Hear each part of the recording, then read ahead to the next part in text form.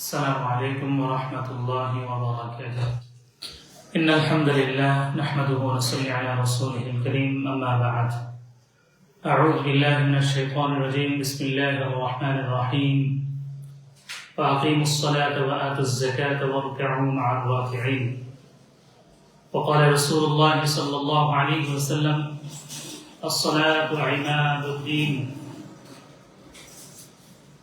أو كما قال النبي عليه الصلاة والسلام. আলহামদুলিল্লাহ, আল্লাহ তাআলার কাছে লক্ষ কোটি শুকরিয়া। আল্লাহ তাআলা আমাদেরকে আদ-দাওয়া ফাউন্ডেশন বাংলাদেশ কর্তৃক আয়োজিত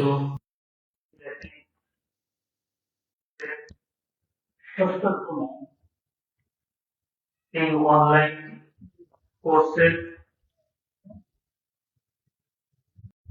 শুকরিয়া জ্ঞাপন করছি। আলহামদুলিল্লাহ। সেই সাথে যারা এই ভিডিওটি দেখছেন দেশ ও প্রবাস থেকে, যে যেখান থেকে দেখছেন, সকলকে আন্তরিক শুভেচ্ছা ও অভিনন্দন জানিয়ে এবং এই ভিডিওটি দিনের স্বার্থে সর্বোচ্চ শেয়ার কামনা করে আমরা আজকের এই ক্লাসের পর্ব শুরু করতে যাচ্ছি। আমাদের আজকের ক্লাস হলো সালাত বা নামাজের অধ্যায়। অর্থাৎ আমরা এই ক্লাসে জানতে পারবো আমরা কিভাবে নামাজ আদায় করব। নামাজের প্রাথমিক এবং ভিতরের ও নামাজ শেষ সংক্রান্ত কিছু মাসআলা মাসাইল আমরা আলোচনা করব।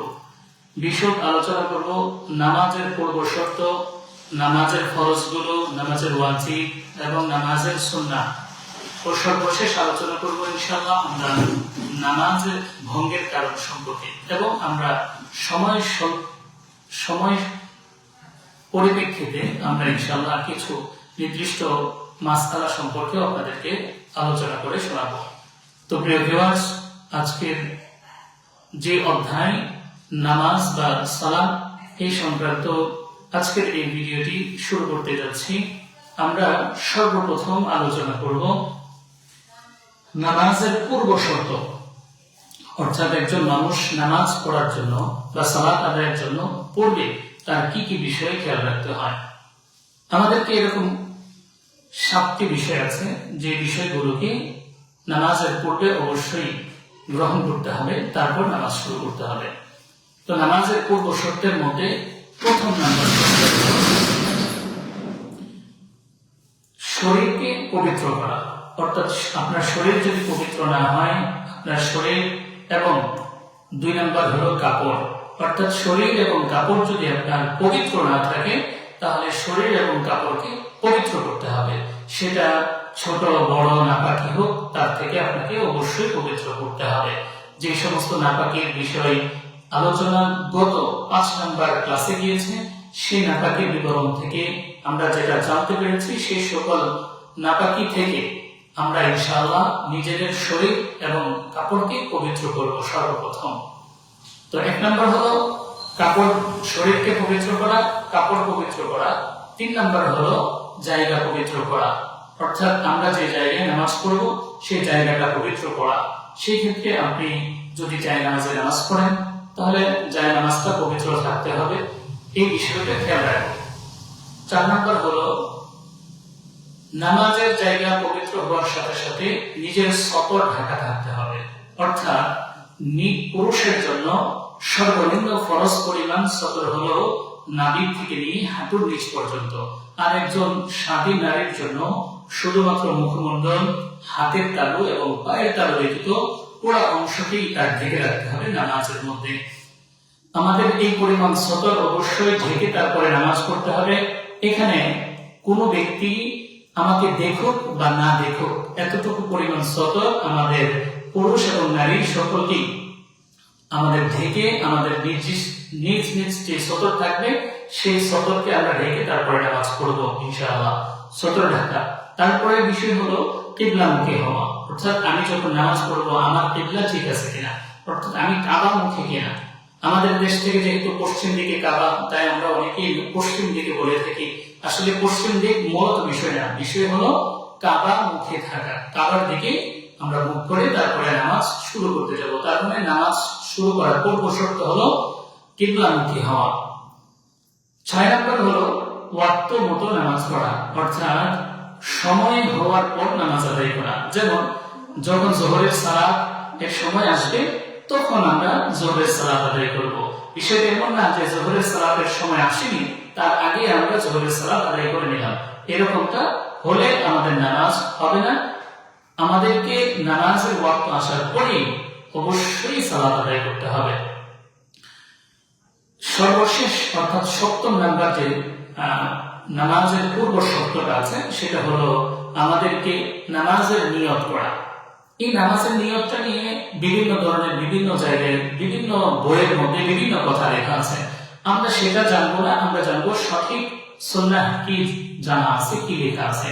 প্রিয় ভিউয়ার্স, আমি আপনাদেরকে এতটুকু জানাইতে চাই, সময়ের স্বল্পতা এবং আমাদের কোর্সের সীমাবদ্ধতার কারণে আমি শুধু এতটুকু বলবো আপনাকে যে অন্তর দ্বারা অর্থাৎ মনে মনে আমরা নামাজের নিয়ত করব। কিভাবে নিয়ত করব? যে আমি যোহরের সালাত আদায় করছি বা আমি আসরের সালাত আদায় করছি অথবা মাগরিবের সালাত আদায় করছি, এটা আমরা মনে মনে নিয়ত করে নেওয়াই আমাদের জন্য যথেষ্ট।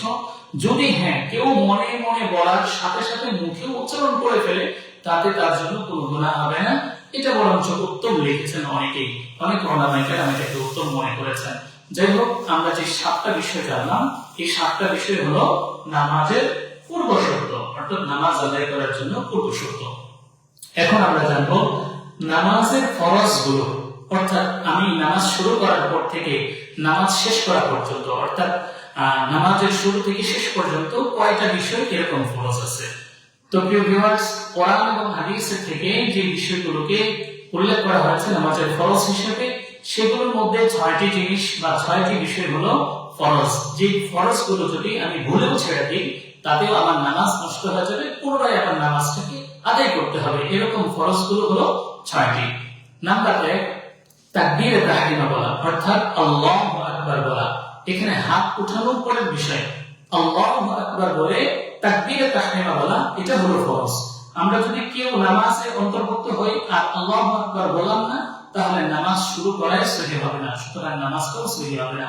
এই জন্য আমি আপনাদেরকে বলবো যে নামাজের ভেতরে বা নামাজ শুরু করার যে ফরজগুলো আছে এগুলো দাঁড়িয়ে নামাজ পড়া। আমি ভিডিওর শেষে ইনশাআল্লাহ আলোচনা করব যখন আমরা দাঁড়িয়ে নামাজ পড়তে পারবো না তখন আমরা কি করব। আমি এখানে শুধু বলে যাচ্ছি যারা দাঁড়িয়ে নামাজ পড়তে সক্ষম, আমরা অবশ্যই নামাজের একটি ফরজ হলো দাঁড়িয়ে নামাজ পড়া। যারা দাঁড়িয়ে নামাজ পড়তে সক্ষম তারা দাঁড়িয়ে নামাজ পড়বে। 3 নাম্বার, দাঁড়িয়ে নামাজ পড়ার সাথে সাথে আরেকটি বিষয় হলো কিরাত পড়া, অর্থাৎ আল্লাহ তাআলা বলেছেন ফাকরাউ মা তায়াসসারা মিনাল কুরআন, কোরআনের মধ্য থেকে যেখান থেকে তোমার সহজ হয় সেখান থেকে তুমি তেলাওয়াত করো। সুতরাং কিরাত পড়া বা কোরআনের অংশকে পড়া এটা হলো ফরজ। কোরআনের অংশ পড়া, কিরাত পড়া এটা হলো ফরজ।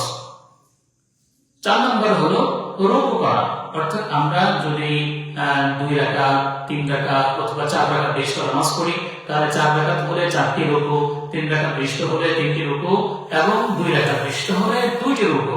আমরা অবশ্যই রুকু প্রত্যেক রাকাতে একটি করে রুকু করা, এই রুকুটা হলো ফরজ। কেউ যদি ভুলেও ছেড়ে দেয়, আর ইচ্ছাকৃত ছেড়ে দিলে তো কথাই, যদি ভুলেও ছেড়ে দেয় তাতেও তার নামাজ নষ্ট হয়ে যাবে, পুনরায় নামাজ আদায় করতে হবে। রুকু করা। তারপরে বিষয়টি হলো 2টি সিজদা করা, অর্থাৎ একটি নয় 2টি সিজদা করা। 2টি সিজদা করা হলো ফরজ, অর্থাৎ প্রত্যেক রাকাতে আমাকে 2টি করে সিজদা করতে হবে। প্রত্যেক রাকাতে আমি যখন 2টি করে সিজদা করব এটা হলো আমার একটা ফরজ। সুতরাং ফরজটা ছেড়ে দিলে আমার নামাজটাকে পুনরায় করতে হবে, নামাজটা নষ্ট হয়ে যাবে। প্রিয় ভিউয়ার্স, তারপরে বিষয়টি হলো আমি যখন 2টি সিজদা করলাম তখন সর্বশেষ অর্থাৎ আখিরি বৈঠক যেটাকে বলা হয়, শেষ বৈঠক যেটাকে বলা হয়, অর্থাৎ প্রত্যেক নামাজের শেষ বৈঠকটা করা। প্রত্যেক নামাজের শেষ বৈঠক বলতে আমি আপনাকে বোঝাচ্ছি 2 রাকাত বিশিষ্ট নামাজ হলে শেষ 2 রাকাতের শেষ যে বৈঠকটা আছে, 3 রাকাত বিশিষ্ট হলে 3 রাকাতের শেষ যে বৈঠকটি আছে, 4 রাকাত বিশিষ্ট হলে 4 রাকাতের শেষে যে বৈঠকটি আছে, এই বৈঠকটি করা হলো ফরজ। এইভাবে আমরা এই 6টি ফরজকে ভালোভাবে যত্ন সহকারে আমরা আয়ত্ত করে এবং মনে রেখে আমরা অবশ্যই নামাজ বা সালাত আদায় করার চেষ্টা করবো ইনশাআল্লাহ। আল্লাহ আমাদেরকে সঠিকভাবে নামাজ বা সালাত আদায় করার তৌফিক দান করুন। প্রিয় ভিউয়ার্স, আমরা 2য় নাম্বার আলোচনা সমাপ্ত করেছি নামাজের ফরজ। 3 নাম্বার আমরা নামাজের ওয়াজিব সম্পর্কে আলোচনা করব। আমি আপনাদেরকে আগেই মাসলাটা বলে যাই। ওয়াজিব হলো এমন জিনিস যা রাসূল সাল্লাল্লাহু আলাইহি ওয়াসাল্লামের অকাট্য হাদিস দ্বারা প্রমাণিত হয়েছে। সুতরাং ওয়াজিব যদি কাহারো ভুলে ছুটে যায় তাহলে নামাজের শেষে সাহু সিজদা দিলে নামাজ সহি হয়ে যাবে। আমি আপনাদেরকে বলি সাহু সিজদা কাকে বলে। নামাজের শেষে বৈঠকে বসে আত্তাহিয়াতু বা তাশাহুদটা পড়ে একদিকে সালাম ফেরানোর পরে অতিরিক্ত দুটি সিজদা করাকে সাহু সিজদা বলা হয় বা ভুলে সিজদা বলা হয়, এটাকে সাহু সিজদা বলা হয়। সুতরাং কারো যদি ভুলে ওয়াজিব ছুটে যায় তাহলে অবশ্যই আমাকে সাহু সিজদা করতে হবে। সুতরাং যদি ওয়াজিব ভুলে ছুটে যায় তাহলে সাহু সিজদার মাধ্যমে আমি নামাজকে শুধরে নিতে পারি। তবে অবশ্যই খেয়াল রাখবেন ফরজের মতোই ওয়াজিবও যদি ইচ্ছাকৃত কেউ ছেড়ে দেয় তাহলে অবশ্যই তার নামাজ আসিফ বা নষ্ট হয়ে যাবে এবং পুনরায় নামাজটাকে আদায় করতে হবে। আল্লাহ তাআলা আমাদেরকে মাসআলাটা বোঝার সঠিকভাবে আমল করার তৌফিক দান করুন। প্রিয় ভিউয়ার্স, আমি আপনাদের জন্য নামাজে কি কি বিষয়গুলো ওয়াজিব হয় আমি এগুলো সংক্ষেপে আপনাদেরকে একটু বলে দিচ্ছি, একটু খেয়াল করবেন, ইনশাআল্লাহ আমরা উপকৃত হব আশা করি। নামাজের ওয়াজিবগুলোর মধ্যে সর্বপ্রথম যে ওয়াজিবটি রয়েছে সেটি হলো সূরা ফাতিহা, অর্থাৎ লা সালাতা লিমান লাম ইয়াকরা বিফাতিহাতিল কিতাব। রাসূল যে বলেছেন সূরা ফাতিহা পড়া, এটা রাসূলের অকাট্য হাদিস দ্বারা বা খবর মুতাওয়াতির দ্বারা প্রমাণিত। সুতরাং এটাকে ওয়াজিব সাব্যস্ত করা হয়েছে। কেউ যদি সূরা ফাতিহা ইচ্ছাকৃত না পড়ে নামাজের মধ্যে তাহলে তার জন্য নামাজ নষ্ট হয়ে যাবে। আর যদি কেউ ভুলে সূরা ফাতিহা ছেড়ে দেয় তাহলে তার জন্য সাহু সিজদার মাধ্যমে নামাজকে পুনরায় শুধরানোর একটি বিধান রয়েছে এবং একটি সুযোগ রয়েছে। তো প্রথম বিষয় হলো সূরা ফাতিহাকে পূর্ণ করতে হবে, অর্থাৎ পুরো সূরা ফাতিহা পড়া। দুই নম্বর বিষয় হলো সূরা ফাতিহার সাথে অন্য আরেকটি সূরাকে মিলানো, অর্থাৎ কোরআনের অন্য আরো কিছু একটা অংশ পড়া। সেখানে সর্বনিম্ন হলো এতটুকু, মানে এতটুকু পরিমাণ কোরআনের অংশ পড়া যতটুকু পড়লে নামাজ ওয়াজিব নামাজের ফরজ আদায় হয়। সেটা হলো ছোট্ট 3 আয়াত অথবা এমন লম্বা বা বড় একটি আয়াত যা ছোট 3 আয়াতের সমান হয়। আমি উদাহরণস্বরূপ আপনাদেরকে বলতে চাই সূরা কাউসার যেরকম একটি ছোট্ট সূরা যার মধ্যে 3টি আয়াত রয়েছে। সুতরাং এমন ছোট্ট কোনো 3টি আয়াত অথবা তার সমপরিমাণ বড় কোনো একটি আয়াত পড়লেই আপনার এই ওয়াজিব এবং ফরজ আদায় হয়ে যাবে। আল্লাহ তাআলা আমাদেরকে বোঝার তৌফিক দান করুন। তাহলে প্রথম নাম্বার হলো সূরা ফাতিহা পূর্ণ করা, সূরা ফাতিহার সাথে আরো একটি সূরা মেলানো।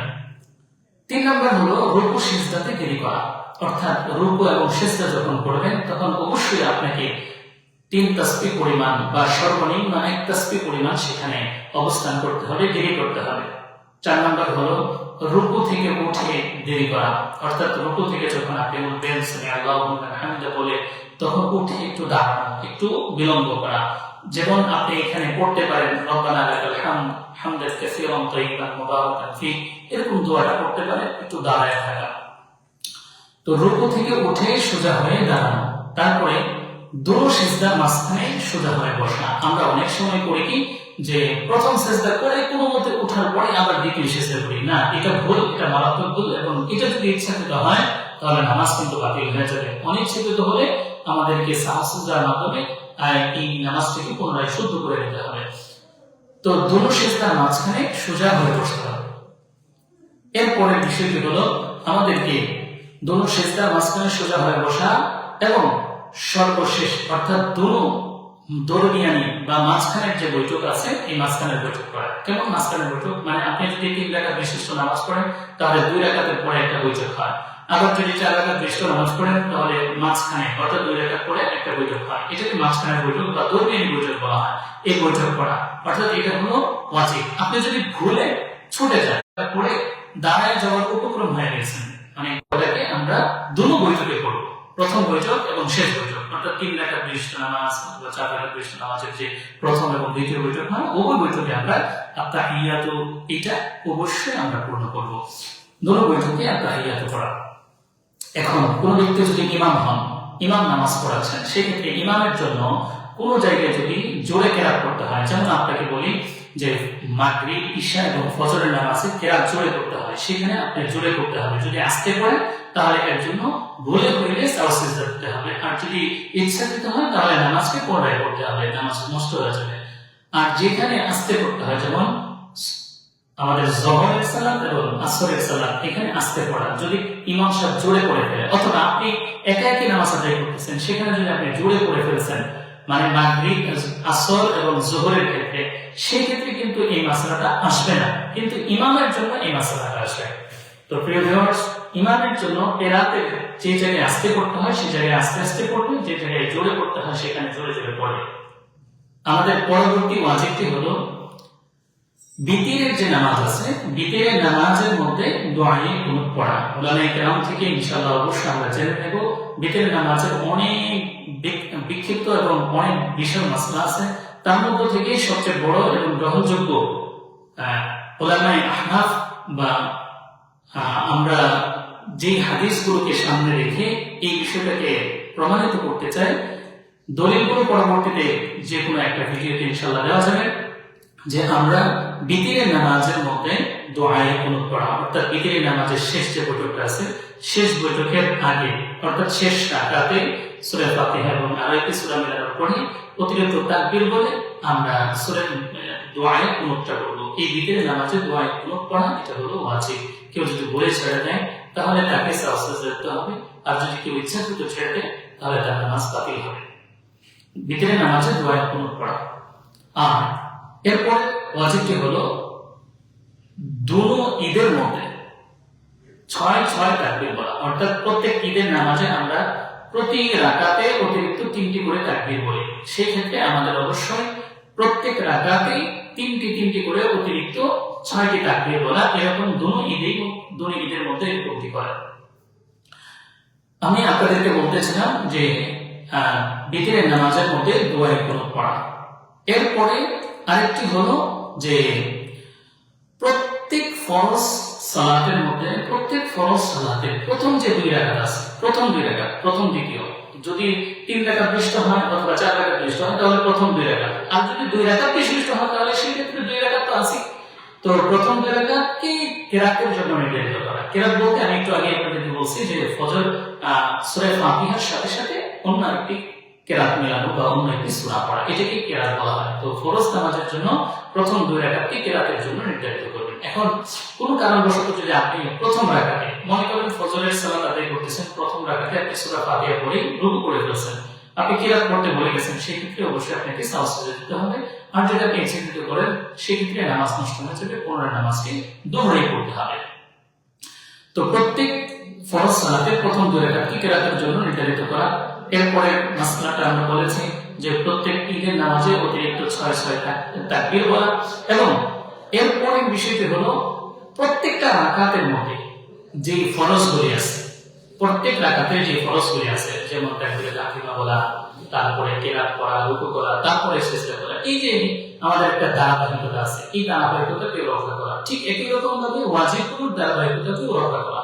এই ওয়াজিবগুলো বা ফরজগুলোর ধারাবাহিকতা রক্ষা মানে না করা এরকম না, বরং এগুলোকে রক্ষা করে বা স্বাভাবিকভাবে থেকে এগুলো একটির পর একটি আদায় করে তারপরে নামাজকে পরিপূর্ণ করা।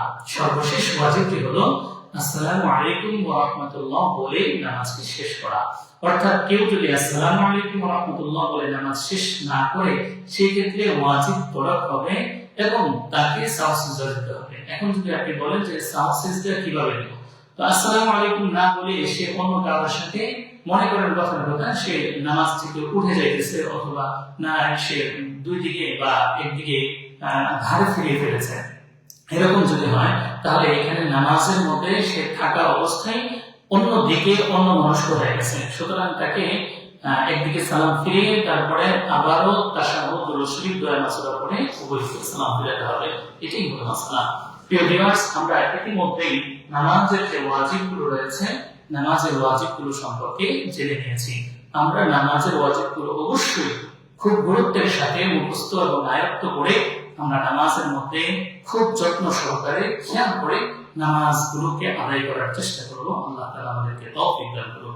প্রিয় ভিউয়ার্স, আমরা এর পূর্বে জানবো নামাজের সুন্নাহ।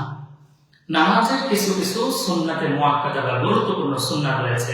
এর মধ্যে কিছু কিছু সুন্নাতের মধ্যে একটি হলো উভয় হাতকে উঠানো, হাত উঠিয়ে হাত বাঁধা, হাত উঠানো হাতকে বাঁধা। এখন কোন পর্যন্ত উঠাবেন সেটা ভিন্ন মাসআলা। হাত উঠানো এটা হলো সুন্নাহ। কোন কোন বর্ণনায় এসেছে শাহমাতা উজুনাইন, অর্থাৎ কানের গতি বরাবরকে উঠানো, হাতকে উঠানো, এরকম আছে। সুতরাং হাত উঠানো এটা সুন্নাহ, এবং হাত বাঁধা এটাও সুন্নাহ। নামাজের মধ্যে সানা পড়া, সুবহানাল্লাহি ওয়া বিহামদিহি ওয়া তাবারাকা ইসমুকা, সানা পড়া এটাও সুন্নাহ। নামাজের মধ্যে সানা পড়া এটা সুন্নাহ, এবং প্রত্যেক উঠা বসায় আল্লাহু আকবার বলা, অর্থাৎ রুকু থেকে যাচ্ছেন, তারপরে সিজদায় যাচ্ছেন, সিজদা থেকে উঠছেন, তারপরে থেকে উঠছেন, এই অবস্থায় আল্লাহু আকবার বলা। তারপর হলো রুকুতে গিয়ে রুকুর তাসবিহ করা, সুবহান রাব্বিয়াল আযীম, সুবহান রাব্বিয়াল আযীম, এটা পড়া। এরপরে আপনি যখন সূরা ফাতিহা শেষ করবেন তখন আমিন বলা, এটাও সুন্নাহ। রুকুতে রুকুর তাসবিহ করা সুন্নাহ। রুকু থেকে যখন উঠবেন তখন রুকু থেকে ওঠার সময় আপনাকে সামি আল্লাহু লিমান হামিদা, রব্বানা লাকাল হামদ বলা, এটা হলো সুন্নাহ। আপনি যখন সিজদায় যাবেন তো সিজদায় যাওয়ার সময় তাকবীর বলবেন, যেটা আগেই বলা হয়েছে। তারপরে সিজদায় গিয়ে আপনি সিজদার তাসবিহ পড়বেন, সুবহান রাব্বিয়াল আ'লা, এটা হলো সুন্নাহ। সুতরাং এই সুন্নাহগুলো আমরা খুব গুরুত্বের সাথে আদায় করব ইনশাআল্লাহ। এরপরে হলো আমাদের নামাজের মধ্যে প্রত্যেক উঠা বসাই তাকবীর গুলো বলা, আল্লাহু আকবার গুলো বলা।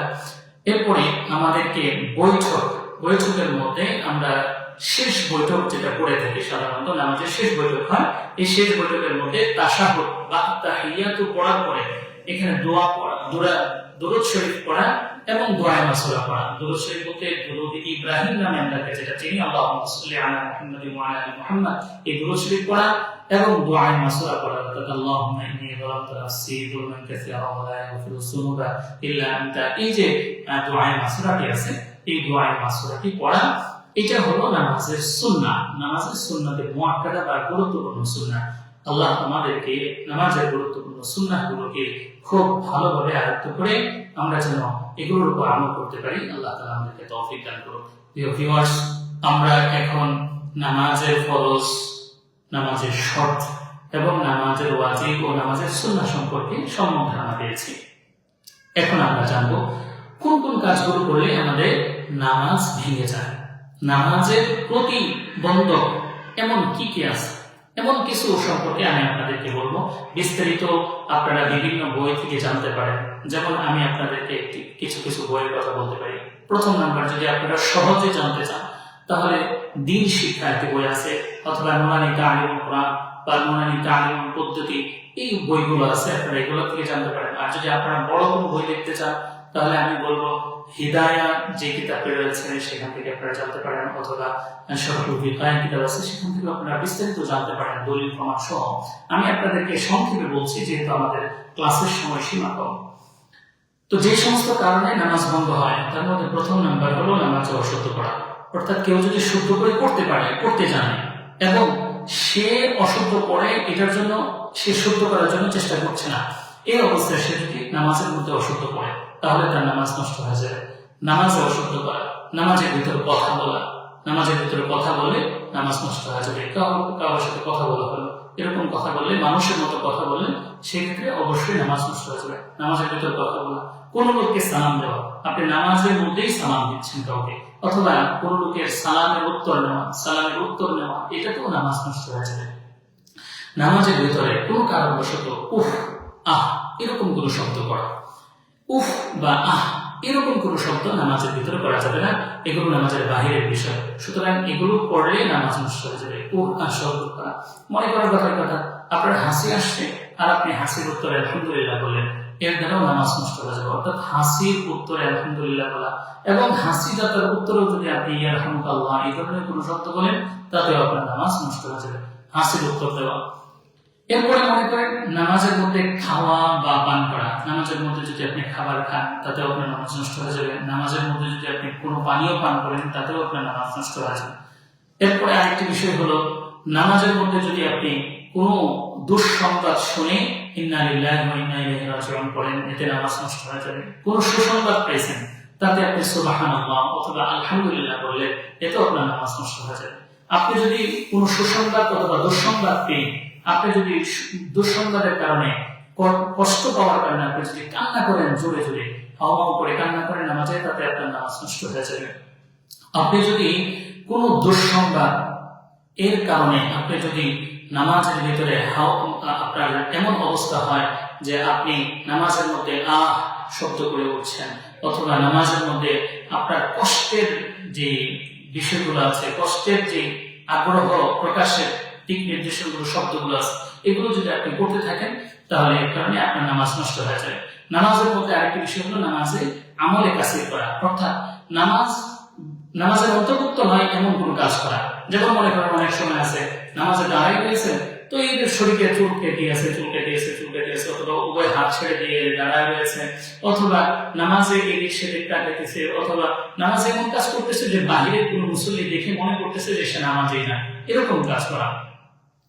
ইমামের জন্য মুক্তাদি ব্যতীত, অর্থাৎ তার পিছনে যারা নামাজ পড়তেছে তাদের ব্যতীত অন্য কারো লোক মানে না, এরকম ভাবে আরো অনেকগুলো বিষয় আছে। যেমন নামাজের মধ্যে অল্প হাসি দেওয়া, জোরে যদি কেউ যদি হাসে তাহলে তার নামাজ নষ্ট হয়ে যাবে। আরেকটি বিষয় খুব ভালোভাবে সতর্কতার সাথে খেয়াল রাখবেন, নামাজের মধ্যে কোনো কোরআন শরীফের কপিকে দেখে দেখে পড়া, নামাজের মধ্যে মোবাইল দিয়ে অথবা কোনো কপিকে সামনে রেখে কোরআন শরীফের মধ্যে দেখে দেখে তেলাওয়াত করলে নামাজ নষ্ট হয়ে যাবে। এটাই উলামায়ে কেরামের স্বতঃসিদ্ধ ফতোয়া মাসআলা। তো প্রিয় ভিউয়ার্স, আমরা ইতিমধ্যেই নামাজের বিষয়গুলো, নামাজের নষ্ট হওয়ার কিছু বিষয় জানতে পেরেছি। নামাজের নষ্ট হওয়ার আরো কিছু বিষয়ের মধ্যে আরেকটি হলো, আপনি যদি ইমাম থেকে আগে গিয়ে দাঁড়ান, অর্থাৎ ইমাম যে কাতারে দাঁড়িয়েছেন আপনি তার থেকে আগে গেছেন, অথবা আপনি ইমাম কিন্তু আপনি মুক্তাদি ব্যতীত অন্য কাহারো, অন্য কোনো ব্যক্তির লোক বানিয়েছেন, অর্থাৎ নামাজে নয় এমন কোনো ব্যক্তির থেকে আপনি ভুল নিয়েছেন, ভুল শুধরানোর জন্য লোক বানিয়েছেন, এটা যদি পড়েন তাহলে আপনার নামাজ নষ্ট হয়ে যাবে। আল্লাহ তাআলা যে সকল নামাজ ভঙ্গের কারণগুলো বললাম সেই বিষয়গুলো সঠিকভাবে আমরা জেনে বিস্তারিত দলিল প্রমাণ সহকারে আপনারা যদি জানতে চান অথবা কোনো মাসআলা সম্পর্কে আপনাদের সম্যক ধারণার প্রয়োজন হয় এবং বিস্তারিত জানার প্রয়োজন হয়, অবশ্যই আপনারা আদ-দাওয়া ফাউন্ডেশনের ফেসবুক পেজ অথবা আদ-দাওয়া ফাউন্ডেশনের মেসেঞ্জার গ্রুপ অথবা হোয়াটসঅ্যাপ গ্রুপে নক দিয়ে রাখবেন, ইনশাআল্লাহ মেসেজ করে রাখবেন। অবশ্যই আপনাদের এই প্রশ্নগুলোর উত্তর আপনাদেরকে দেওয়া হবে ইনশাআল্লাহ। আমরা শেষ পর্যায়ে আসছি আজকের ক্লাসে। শেষ পর্যায়ে আমরা কয়েকটি মাসআলা বলবো, এই মাসআলার মাধ্যমে আমরা শেষ করব। প্রিয় ভিউয়ার্স, আমি এখানে আপনাদেরকে বলতে চাই যে আমরা যে দাঁড়িয়ে নামাজ পড়া, যদি কেউ দাঁড়িয়ে নামাজ পড়তে সক্ষম না হয় তাহলে সে বসে বসে পড়বে জমিনে, আর যদি বসেও না পড়তে পারে তাহলে সে শুয়ে শুয়ে বাসায় নামাজ আদায় করবে, কিবলামুখী হয়ে নামাজ আদায় করবে। এখন আসুন যে চেয়ারে বসে নামাজ আদায় করা, এই চেয়ারে বসে নামাজ আদায় করার বিষয়টা পরবর্তীতে আবিষ্কৃত একটি মাসআলা। যারা বসতেও পারে না এবং দীর্ঘক্ষণ দাঁড়িয়েও থাকতে পারে না, বোঝেন, যারা বসতেও পারে না এবং দীর্ঘক্ষণ দাঁড়িয়েও থাকতে পারে না, এই মানুষগুলোর জন্য উলামায়ে কেরামের কিছু কিছু মাসআলা এগুলো বিক্ষিপ্তভাবে দেওয়া, কোনো স্বতঃসিদ্ধ নীতি এবং দলিল প্রমাণাদির ভিত্তিতে এখনো এই মাসআলা আবিষ্কৃত হয়নি।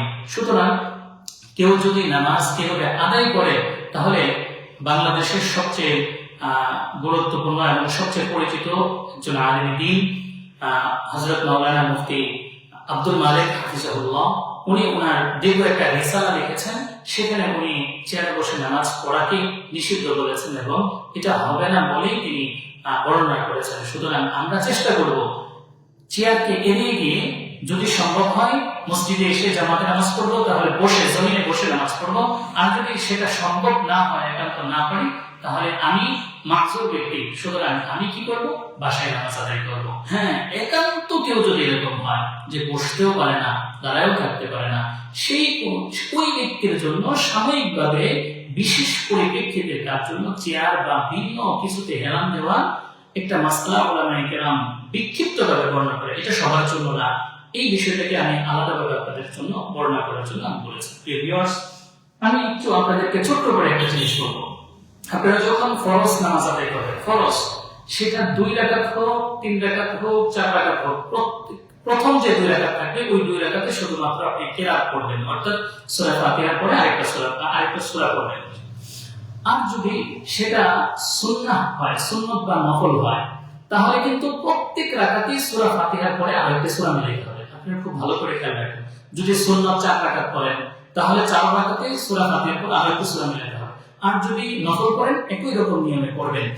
হ্যাঁ, ওয়াজিব নামাজের ক্ষেত্রেও ফরজ নামাজের মতোই ফরজ নামাজ যেরকম ভাবে আমরা প্রথম 2 রাকাতে পড়ি সেরকম প্রথম 2 রাকাতে পড়বো, যেমন মাগরিবের নামাজের ক্ষেত্রে হয়। হ্যাঁ, ওয়াজিব নামাজ যদি হয়, যেমন বিতরের নামাজ আছে, এই বিতরের নামাজের ক্ষেত্রে অবশ্যই আমরা 3 রাকাতেই সূরা ফাতিহার সাথে আরো একটি সূরা মিলাবো ইনশাআল্লাহ। এটি হলো আমার কিছু বিক্ষিপ্ত এবং আলাদা কিছু মাসআলা।